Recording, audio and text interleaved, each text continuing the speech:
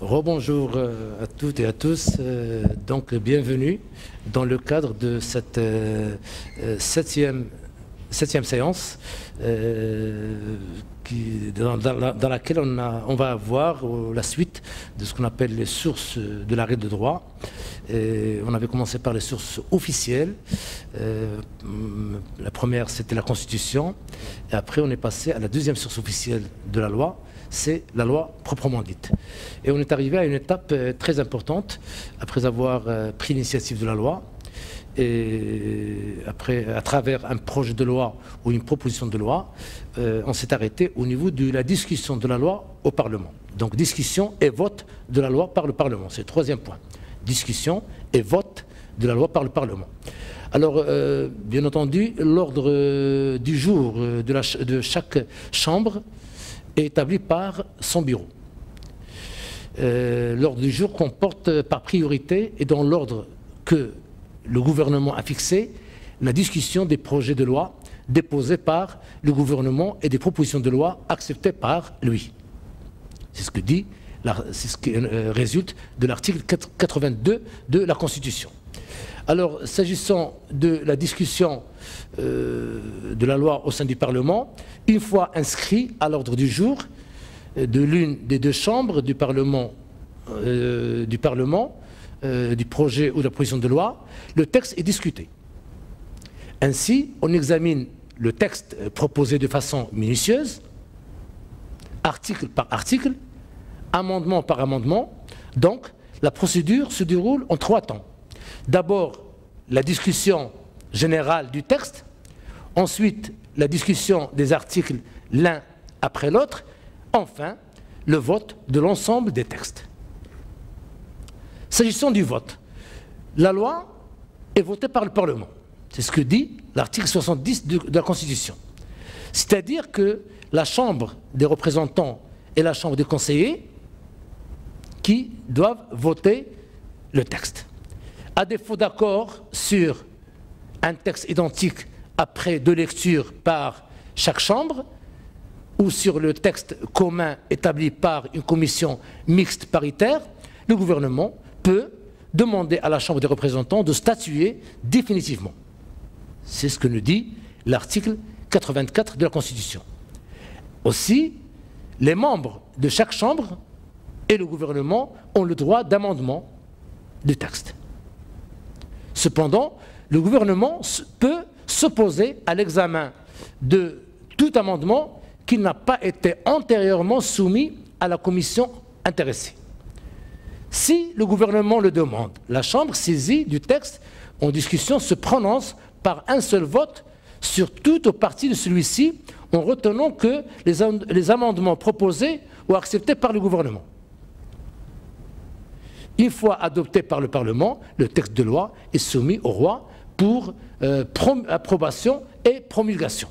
Je dis bien pour approbation et promulgation. Et là, on arrive à cette étape très importante qui est la promulgation de la loi par le roi. C'est la quatrième étape dans le processus de l'élaboration d'une loi.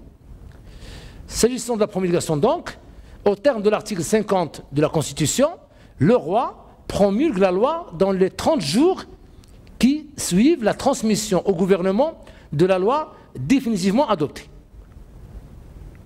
La promulgation ne concerne que les lois votées par le Parlement. En revanche, aucune règle de droit ne dispose que les décrets sont soumis à promulgation. Étant l'œuvre du pouvoir exécutif, certains auteurs estiment que les décrets sont exécutoires par nature et ne nécessitent donc pas de formalité comparable à la promulgation. La promulgation a un double objectif. Constater que la loi a été régulièrement votée par le Parlement, ça c'est le premier objectif, et ordonner l'exécution de cette loi par le roi. C'est le roi donc qui déclare la loi exécutoire. En effet, la promulgation est la procédure par laquelle le roi appose son sceau sur le texte voté par le Parlement et donne, par voie de dahir, l'ordre de l'appliquer et de l'exécuter aux différents organes de l'État et aux citoyens. Or, le roi peut refuser la promulgation de la loi votée par le Parlement et demander en conséquence une nouvelle lecture aux deux chambres de tout projet ou proposition de loi. C'est ce qui résulte de l'article 95 de la Constitution. Cette demande est formulée par un message, il ne peut être refusé. Article 68 de la Constitution. L'article 69 ajoute que le roi peut, après une nouvelle lecture, soumettre par dahir au référendum tout projet ou proposition de loi. Hormis le cas où le texte du projet ou de la proposition de loi soumis à la nouvelle lecture aurait été adopté ou rejeté par chacune des deux chambres à la majorité de 2/3 des membres la composant.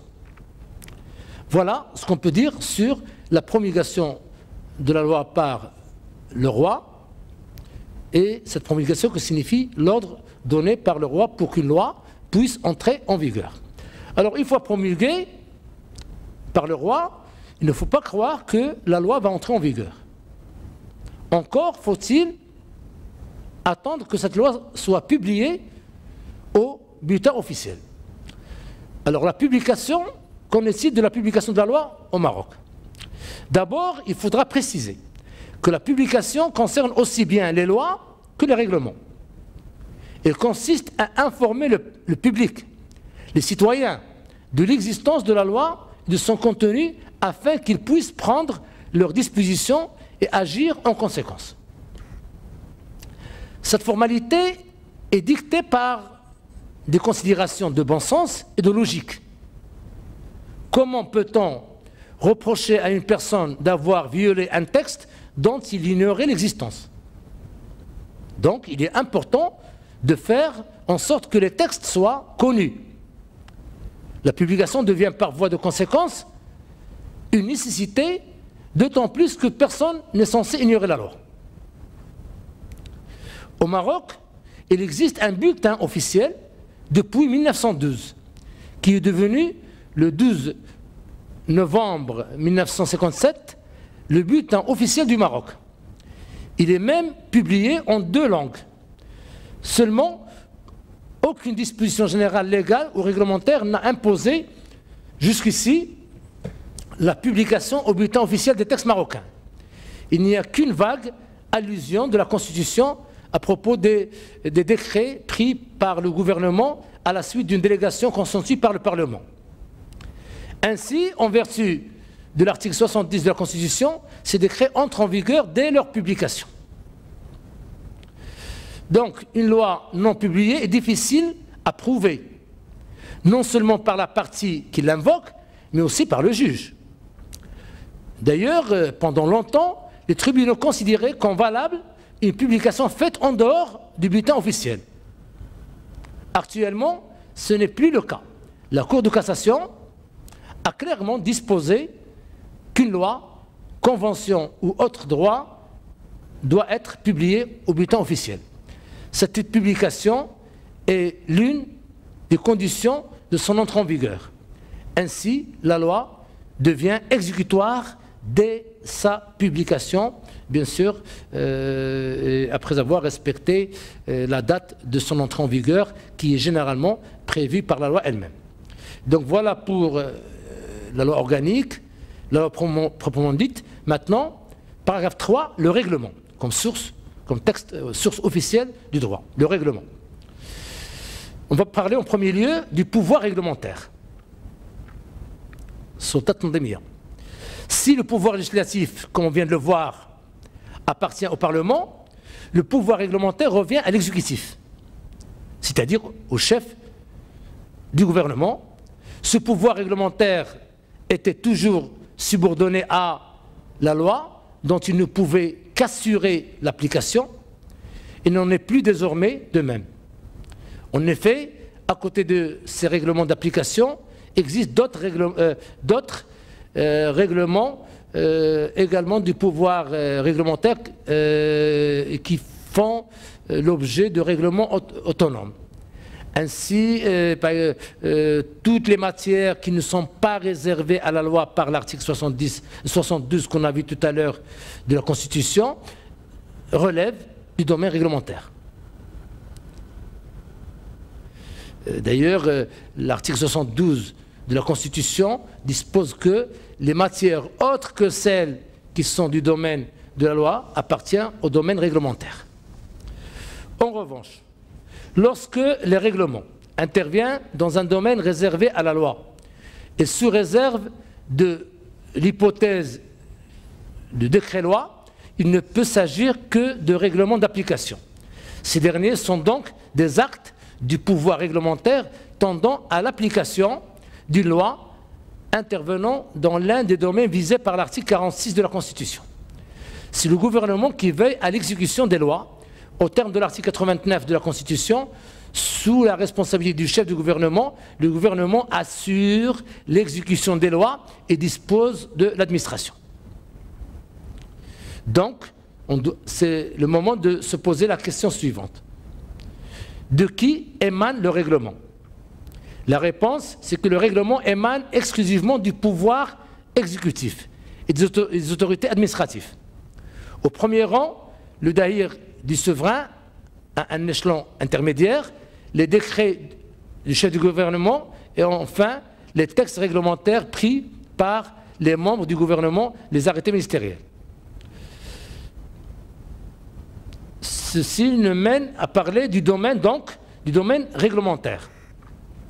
Alors l'article 29 de la Constitution dispose que le roi exerce par dahir les pouvoirs qui lui sont expressément réservés par la Constitution. Donc, la compétence royale présente un caractère exceptionnel. À l'opposé, c'est le chef du gouvernement qui, en vertu de l'article 63 de la Constitution, exerce le pouvoir réglementaire. Il a une compétence de droit commun. En définitive, on se rend compte qu'en élargissant le domaine de la loi et le domaine réglementaire du chef du gouvernement, on a entendu réaliser un nouveau équilibre des pouvoirs avec, au sommet, le souverain jouant le rôle d'arbitre. Cependant, cet équilibre n'est possible qu'en temps normal. Il sera nécessairement rompu dès que l'état d'exception est proclamé. Donc, sous-section 2, maintenant on arrive à la sous-section 2, la manifestation de la hiérarchie des textes. La manifestation de la hiérarchie des textes. Il s'agit, dans cette sous-section, de vérifier si les lois sont ou non conformes à la Constitution. C'est le problème de la constitutionnalité des lois, ou la constitutionnalité de la loi. Une loi doit être conforme à la Constitution. Pour ce qui est des règlements, il est nécessaire de vérifier s'ils sont ou non conformes à la loi. Donc, paragraphe 1er, le contrôle de la constitutionnalité des lois.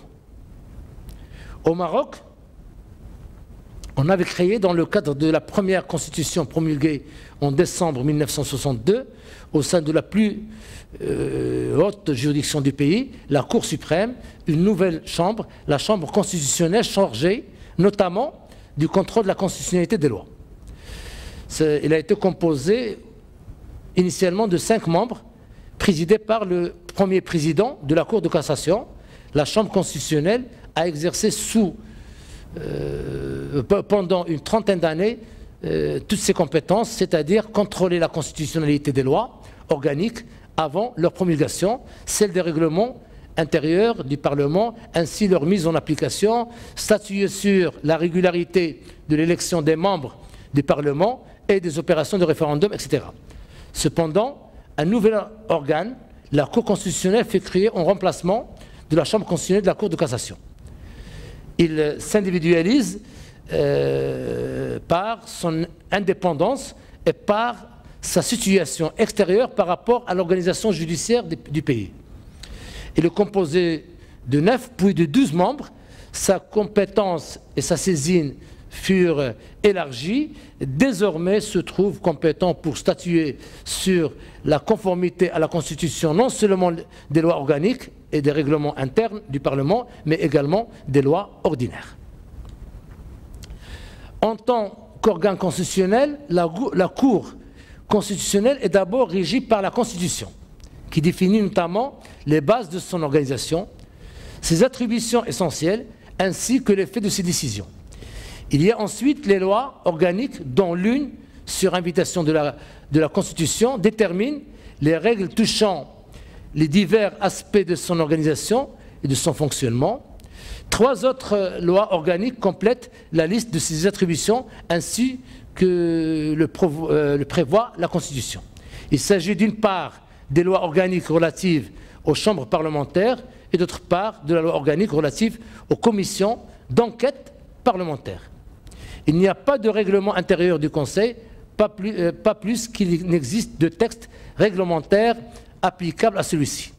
Son organisation au plan administratif est définie par la loi organique elle-même, sans renvoi à des dispositions réglementaires, et ceci à une exception près touchant la mise à disposition du personnel. Le Conseil comprend, depuis la réforme constitutionnelle de 1996, 12 membres, 6 nommés par le roi pour une durée de 9 ans et 6 désignés pour la même durée, moitié par le président de la Chambre des représentants, moitié par le président de la Chambre des conseillers. Après consultation des groupes parlementaires, chaque catégorie de membres est renouvelable par tiers tous les 3 ans. Bien que la Constitution ne requiert des membres à désigner aucune qualité particulière, ceux-ci sont des juristes, des professeurs d'université, des avocats ou des magistrats. Le président du Conseil est choisi par Sa Majesté le Roi parmi les membres qu'il nomme. Et le mandat du président et des membres du Conseil n'est pas renouvelable. Qu'en est-il de la compétence de la Cour constitutionnelle? La Cour constitutionnelle est investie de diverses attributions. Il assume d'abord un contrôle des actes portant sur la conformité à la Constitution et veille à l'application des règles de répartition des compétences entre le pouvoir législatif et exécutif. Il statue par ailleurs sur la régularité des élections parlementaires et des opérations de référendum et exerce d'autres attributions plus particulières.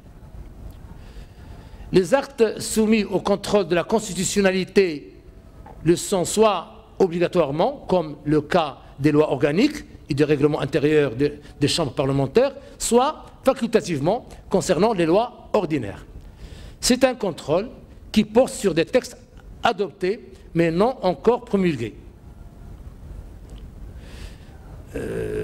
ou mis en application.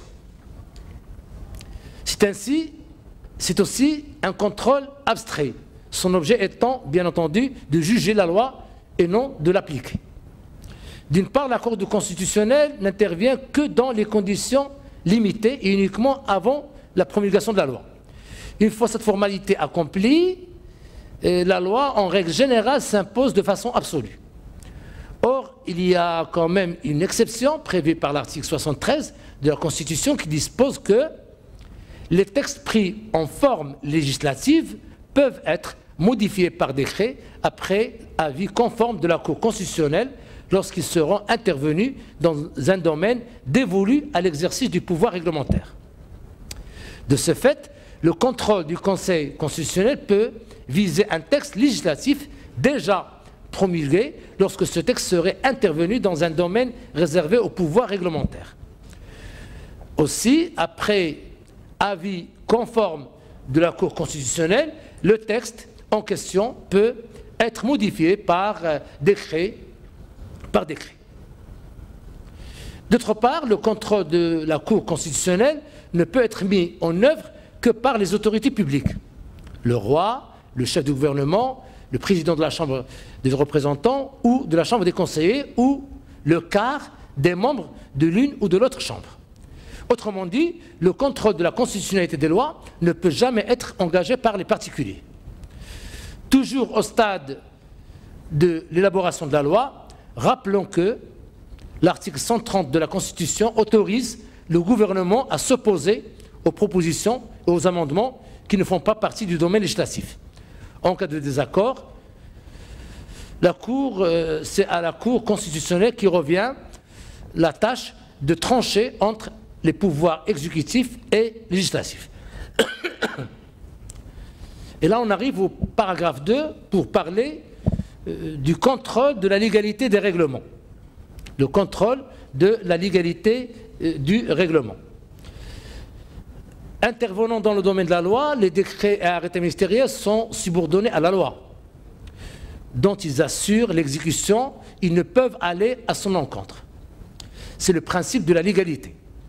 La primauté de la loi est assurée par 2 procédés de contrôle de la légalité et qui sont à la disposition des particuliers. 1. Le recours pour excès de pouvoir. 2. L'exception d'illégalité. Commençons par le premier, le recours pour excès de pouvoir. C'est un recours tendant à l'annulation d'un décret ou d'un arrêté ministériel en cas d'irrégularité. Il va donc conduire à l'annulation à l'égard de tous et pas seulement du demandeur de l'acte jugé illégal. S'agissant de critiquer un acte de caractère réglementaire, l'action ne peut être intentée que devant une juridiction administrative.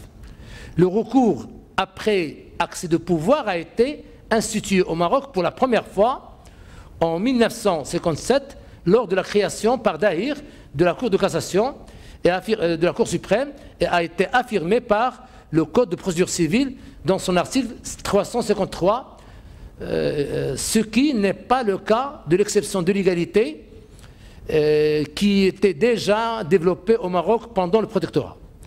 Alors pour ce qui est de cette exception de l'égalité, qui est le deuxième recours, elle tend non pas à annuler, mais seulement à écarter d'application à un particulier d'un acte illégal sur le fondement duquel il est poursuivi.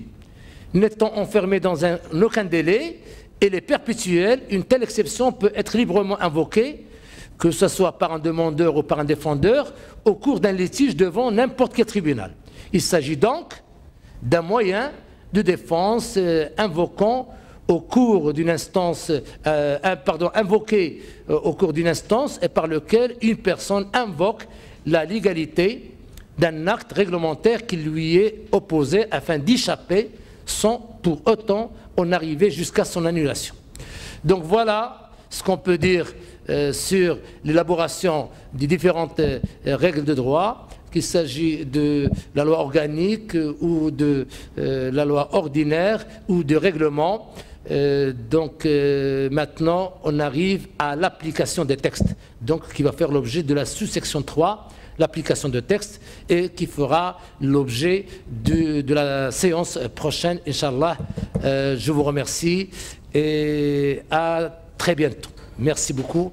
Je vous rappelle que ce cours est adressé aux étudiants de la première année droit, groupe 1 et 2, une matière introduction à l'étude de droit, que je partage avec le professeur Salah Abdel Massour. Au revoir et à très bientôt.